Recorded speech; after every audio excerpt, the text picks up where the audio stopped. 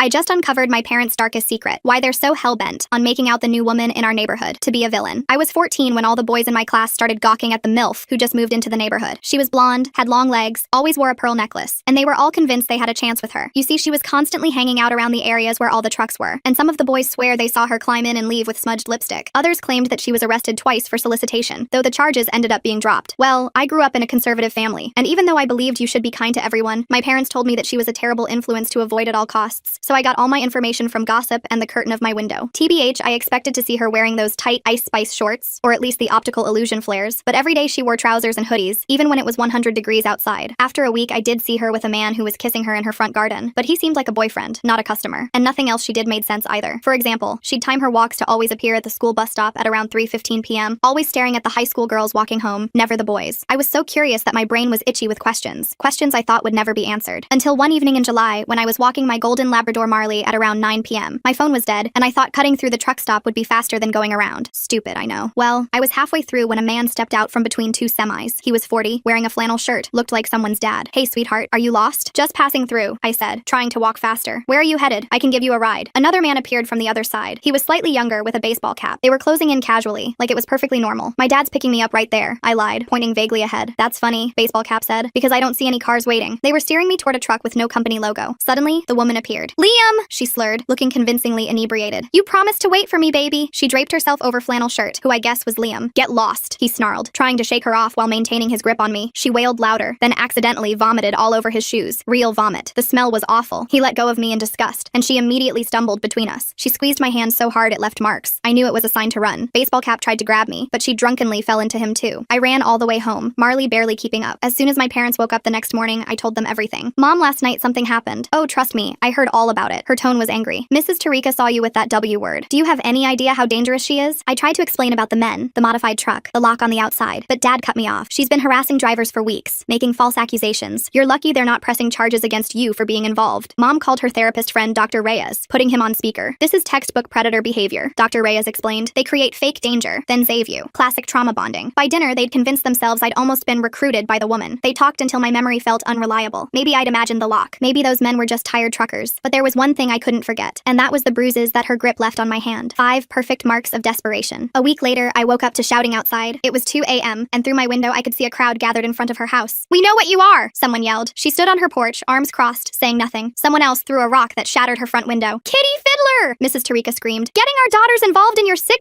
games! Those truckers told us everything!" Another voice shouted. "How you lure girls to them." I watched the woman's face, expecting anger or fear, but she just looked tired, like she'd been through this before. That's when I saw him, baseball cap, standing at the edge of the crowd, recording everything on his phone. Nobody noticed him but her. Their eyes met for a second, and I saw her jaw clench. The next morning, when I went to bring Marley inside from the front garden, I noticed a piece of paper on the inside of his collar. It read, "Thursday night trucks transport missing teens across state lines. The other cops take bribes. Agent Williams at the FBI field office will believe you." I stared at the note, my hands shaking. The paper was damp from Marley's drool, but the handwriting was clear. Agent Williams, FBI, Thursday nights. I shoved the note into my pocket just as Mom opened the front door. "Get inside right now," she snapped, "and bring that dog with you." The house felt suffocating. Dad was pacing in the living room, phone pressed to his ear. "Yes, we understand. We'll keep her away from that woman." "Who was that?" I asked. "The police," Mom said. "They're handling the situation. You're not to go near that house again." I wanted to scream that they had it all wrong, but the note felt like it was burning through my pocket. Instead, I just nodded and went upstairs. From my bedroom window, I watched the crowd slowly disperse. The woman stayed on her porch until the last person left, then went inside. Baseball cap was gone too. The next morning, my cousin Jake arrived for his summer visit. He was 3 years older, about to start college, and the only family member who didn't treat me like a little kid. "Heard you had some excitement," he said, dumping his duffel bag in the guest room. Mom had already gotten to him. "Jake's going to help keep an eye on you this summer," she announced at breakfast. "Make sure you don't get mixed up with any more trouble." Jake caught my eye and winked. Later, when our parents went grocery shopping, he cornered me in the kitchen. "Okay, what really happened?" I told him everything. The men at the truck stop, the woman saving me, the note about the FBI. Jake listened without interrupting, his expression growing more serious with each detail. "Show me the note," he said. I retrieved it from where I'd hidden it inside my old diary. Jake studied it carefully. "This is real," he said finally. "The handwriting, the paper quality. Someone who knows tradecraft wrote this." "Tradecraft? Spy stuff. Look." He pointed to faint indentations on the paper. "She wrote this on top of something else. Probably destroyed the original." Jake pulled out his laptop. "Let's see what we can find about our mysterious neighbor." We spent the next hour searching. Jake was good at this, knowing which databases to check, how to search cached pages. Finally, he found something. "Here," he said, turning the screen toward me. "Diana Morrison, licensed youth counselor until 3 years ago." The photo showed a younger version of our neighbor, smiling at a community center ribbon cutting. "What happened 3 years ago?" Jake clicked through more links. "Says here she lost her license for inappropriate intervention in a family matter. But look at this." He'd found a local news article from the same time period. 3 teenage girls rescued from trafficking ring, I read. "Anonymous tip leads to arrests." Yes, the timing matches, Jake said. I bet she was the anonymous tip, and they punished her for it. We heard our parents' car in the driveway and quickly closed the laptop, but that night, Jake knocked on my door. Thursday's in 2 days, he whispered. We need to see what happens at that truck stop. How? Mom and Dad won't let me leave the house after dark. Jake grinned. Leave that to me. I brought my binoculars from my birdwatching phase. We can watch from the hill behind the truck stop. Wednesday night, I barely slept. Thursday afternoon, Jake told our parents he was taking me to see a movie. Instead, we hiked up the hill overlooking the truck stop. The summer sun was still high at 7 p.m., giving us good visibility. There, Jake said, passing me the binoculars. Same trucks as always? I focused on the lot below. 3 semis were parked in the back corner, away from the overhead lights. None had company logos. I don't recognize them, but I stopped. A car had pulled up. Jake, that's Tyler from my school. He's a senior. Tyler got out and knocked on one of the truck cabs. The door opened and I saw a flash of blonde hair. A girl, maybe 15, climbed down. Tyler handed her off to the driver and collected something in return. He's selling them, I whispered, horrified. Jake was already taking photos with his phone. We need more evidence. Keep watching. Over the next hour, 2 more cars arrived. Each time, Tyler appeared to coordinate the exchange. The trucks never left, just sat there collecting passengers. They must be waiting for something, Jake said, or someone. At 9:15, a black SUV arrived. A man in a suit got out and spoke to each driver. Then the truck started their engines. They're leaving, I said. Those girls' license plates, Jake said urgently. Read them to me. I called out the numbers while he typed them into his phone. The convoy pulled out, heading toward the interstate. We stayed hidden until we were sure they were gone, then carefully made our way down. My legs were shaking, and not just from the steep descent. We have to tell someone, I said. We will. But first, we need to be smart about this. Jake looked grim. Your parents won't believe us. And if the local cops are taking bribes, Agent Williams, I said. The note said he'd believe us. Then that's where we start. Tomorrow we're going on another movie trip, this time to the FBI field office. When we got home, Mom was waiting with her arms crossed. The movie ended an hour ago. We got ice cream after, Jake said smoothly. My treat. Mom's expression softened slightly. Well, next time call. And speaking of calls, Dr. Reyes wants to see you tomorrow. My stomach dropped. Why? He's concerned about your fixation on that woman. He's offered to fit you in for an emergency session. I looked at Jake, who gave me a tiny nod. Play along. Okay, I said. What time? 3 o'clock. I'll drive you. That night, Jake slipped into my room again. Change of plans. We'll go to the FBI after your therapy appointment. Tell your mom I'm picking you up to hang out. What if Dr. Reyes tells her not to let me? Then we'll think of something else. But right now, we need to play along. Don't give them any reason to suspect you're not buying their story. I nodded, but sleep didn't come easy. I kept thinking about those girls in the trucks, wondering where they were now. The next morning, the woman's house was quiet. Her car was gone, and newspapers were piling up on her porch. Had she left because of the mob, or was she following those trucks? At breakfast, Mom watched me like a hawk. You seem tired, just didn't sleep well. Dr. Reyes says that's common with trauma. You'll feel better after talking to him. I forced myself to eat, even though every bite tasted like cardboard. Dad had already left for work, and Mom spent the morning on the phone with various neighbors, discussing the situation. She's definitely gone, I heard her tell someone. Diane saw her loading boxes into her car at 5 a.m. Good riddance. Diane was my aunt, Mom's sister. She was supposed to visit next month, but Mom hadn't mentioned it lately. By the time we left for Dr. Reyes's office, I'd practiced my act a dozen times in my head. I had to seem convinced that the woman was dangerous, that I'd been manipulated. Dr. Reyes's office was in a strip mall, sandwiched between a nail salon and a tax service. The waiting room smelled like air freshener and anxiety. I'll be right here, Mom said, settling in with a magazine. Dr. Reyes was younger than I'd expected, maybe early 30s, with thick-rimmed glasses and a carefully trimmed beard. His office had the obligatory couch, but he gestured to a chair across from his desk. So, he said, clicking his pen, tell me about Thursday night. I repeated the story I'd told my parents, but this time I added doubt. I guess I could have misunderstood. Maybe they were just trying to help. That's very insightful, Dr. Reyes said, making notes. Trauma can distort our perceptions. Tell me, how are things at home? The question caught me off guard. Fine. Why? Sometimes when we're unhappy in our environment, we seek out danger. It's a form of escape. I'm not unhappy. He smiled in that condescending way adults do when they think you're in denial. Have you ever felt like your parents don't understand you? Like you need space to figure things out? Warning bells went off in my head. These weren't normal therapy questions. Sometimes, I said carefully, but doesn't everyone feel that way? Of course. And there are healthy ways to gain independence. Have you heard of wilderness therapy programs? My heart started racing, but I kept my face neutral. Like camping? Similar. It's a chance for young people to reset, away from negative influences, build confidence, learn coping skills. He slid a brochure across the desk. Happy teenagers laughed around a campfire on the cover. Horizons Youth Retreat was printed in cheerful letters. Some of your classmates have found it very helpful, he continued. Tyler Morrison just got back. He's been recruiting. I mean, sharing his positive experience with other students. Tyler. The same Tyler I'd seen at the truck stop. I forced myself to look interested. How long is the program? It varies. Some students benefit from just a few weeks. Others need longer to really process their issues. He leaned forward. I think you'd be an excellent candidate, especially given recent events. I took the brochure, my hands steady despite the churning in my stomach. I'll think about it. Wonderful. And in the meantime, I'd like to see you twice a week, just to monitor how you're processing everything. The session continued for another 20 minutes, Dr. Reyes asking probing questions about my friendships, my relationship with my parents, whether I ever felt unsafe at home. By the time we finished, I felt like I'd been turned inside out. Mom was all smiles when I came out. How did it go? Great, Dr. Reyes said before I could answer. She's very receptive to treatment. I've given her some information about additional resources. In the car, Mom glanced at the brochure. Oh, that looks wonderful. Fresh air, structured activities. Maybe we should consider it for the rest of summer. Maybe, I said, texting Jake under the dashboard. Can I think about it? Of course. But Dr. Reyes is right. You need distance from all this drama. Jake was waiting at the corner near our house. Mom let me out, reminding me to be home by 6. How'd it go? He asked as soon as we were out of earshot. I handed him the brochure and explained everything. His face darkened with each detail. This is bigger than we thought, he said. Dr. Reyes is recruiting for them, using his position to identify vulnerable kids. The FBI office? Definitely. But first, he steered me toward the woman woman's house. We need to check something. The house looked abandoned. Newspapers covered the porch and mail spilled from the box. But Jake wasn't interested in the front. Garbage day is tomorrow, he said, leading me around back. If she left in a hurry. 3 bins sat by the alley. Jake pulled on gloves he'd brought and started searching. I kept watch, terrified someone would see us. Got it, he whispered, pulling out a manila folder. Look at this. Inside were printed emails. The sender addresses were partially obscured, but I could make out period. Reyes, on several. The recipient was someone named Kyle. The Morrison girl is perfect for the program, Jake read. Parents are overwhelmed. History of running away. No one will question a few months of treatment. My blood ran cold. The Morrison girl. That could be Tyler's sister, Jake finished. She went to that camp last year. Came back different. We photographed everything, then carefully replaced the folder. As we walked away, I noticed curtains moving in the house across the street. Someone saw us, I said. Then we better hurry. The FBI field office was a 40-minute bus ride downtown. Jake had researched the route, timing it so we'd arrive before they closed. The building was intimidating. All glass and steel with security guards at the entrance. We need to speak to Agent Williams, Jake told the receptionist. It's about a tip we received. She looked skeptical until Jake showed her the note. Her expression changed immediately. Wait here. 10 minutes later, a tall black man in a crisp suit emerged. I'm Agent Williams. You have information for me? We spent the next hour in a small conference room, showing him everything. The photos from the truck stop, the emails, the brochure from Dr. Reyes. Agent Williams took notes, occasionally asking for clarification. This is good work, he said finally. But I need you to understand something. These operations are complex. It takes time to build a case. But those girls are our priority. We've been tracking this ring for months. Your information fills in crucial gaps. He leaned back. The woman who gave you that note, Diana Morrison, she's been helping us unofficially. So she really was protecting kids like you. She lost everything for it once. Now she does what she can from the shadows. His expression was grave, which means you two need to be very careful. These people have eyes everywhere. What should we do? Go home. Act normal. If Dr. Reyes pushes the wilderness program, stall. Say you need time to convince your parents. We'll be watching. He gave us his direct number and made us promise to check in daily. The bus ride home was quiet, both of us processing everything we'd learned. Your hand, Jake said suddenly. I looked down. My left hand had fresh bruises, probably from gripping the binoculars too tight. They looked like finger marks. We'll say you fell, he said, but someone's going to notice. He was right. At dinner, Mom zeroed in on them immediately. What happened? Tripped walking Marley, I said. Caught myself weird. She frowned but didn't push it. Dad was distracted by work emails, and Jake smoothly changed the subject to his college plans. But later, while helping with dishes, Mom grabbed my wrist. These don't look like fall bruises. Mom,